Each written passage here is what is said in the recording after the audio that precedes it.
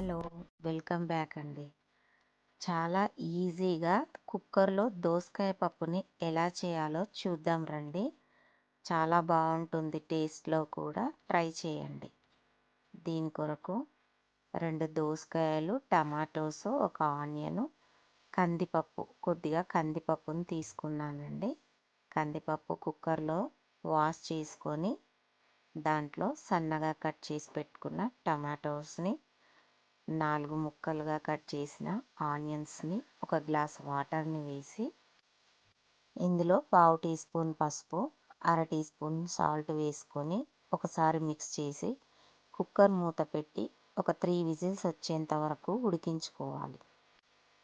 3 whistles వచ్చాక pressure పోయేంత వరకు ఆగి మూత తీసి అందులో మనం ముందుగా కట్ చేసి పెట్టుకున్న దోసకాయ ముక్కల్ని వేసి కొద్దిగా కరివేపాకు వేయాలి.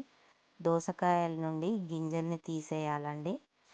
ఇందులో పచ్చిమిర్చి, వెల్లుల్లి పేస్ట్ని కొద్దిగా వేసి ఒక పావు గ్లాసు వాటర్ని కూడా వేసుకొని మరొక 2 విజిల్స్ వచ్చేంత వరకు కుక్కర్ మూత పెట్టి ఉడికించుకోవాలి. 2 విజిల్స్ వచ్చాక ప్రెషర్ పోయేంత వరకు ఆగి మూత తీసి అంతా ఒకసారి కలపెట్టుకోవాలి.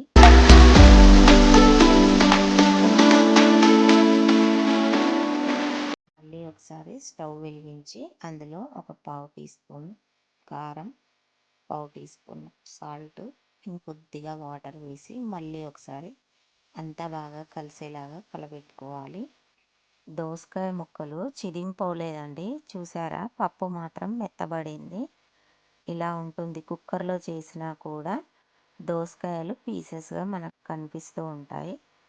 ఇలా మొత్తం ఒకసారి బాగా మిక్స్ చేసుకున్న తర్వాత స్టవ్ని మీడియంలో పెట్టి ఒక 3 నిమిషాలు ఉడికించుకోవాలి. ఈలోపు పోపుకు రెడీ చేసుకుందాం.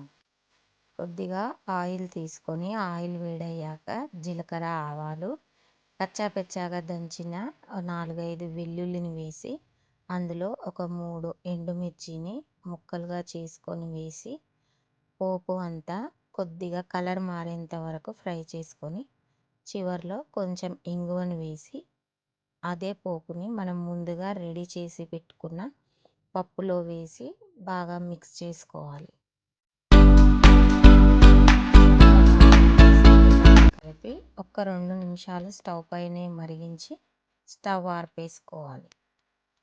ఇంతే అండి, వేడి వేడిగా కుక్కర్లో దోసకాయ పప్పు రెడీ అయినట్టే. ఇలా పుదీనా లేదా కొత్తిమీరతో గార్నిష్ చేసుకొని బౌల్లోకి సర్వ్ చేసుకోవడమే. చాలా బాగుంటుంది, ట్రై చేయండి. చిన్నపిల్లలు చాలా ఇష్టంగా తింటారు.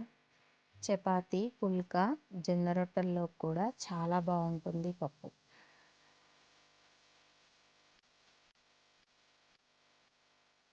ఇలాంటి మరిన్ని వంటల కొరకు నా ఛానల్ని సబ్స్క్రైబ్ చేసుకొని లైక్ చేయండి, షేర్ చేయండి, కమెంట్ చేయండి.